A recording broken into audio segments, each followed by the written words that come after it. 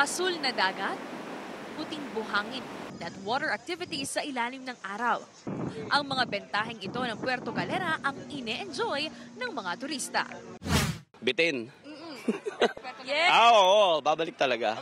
Sabay-sabay nga kami nalaglag. Gawa ng na-stress sa trabaho, mabawasan man lang. Enjoy naman po. Iyan din ang hanap ni Eljen at mga kaibigan. Kaya heto at nasa Puerto Galera na sila matapos ang ilang buwang pagpaplano.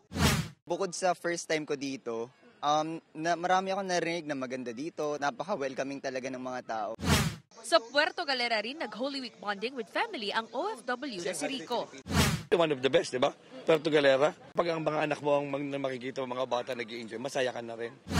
Inaasahan ng Puerto Galera LGU na mahigit 17,000 ang mga turista ngayong Holy Week. Nagkaroon po kami ng mga preparations for the sites po para mapalinis po namin at makita ang safetyness po sa aming bayan. 24 oras nakabantay ang Puerto Galera Municipal Disaster Risk Reduction and Management Office. Para sa GMA Integrated News, Denise Abante, nakatutok 24 oras.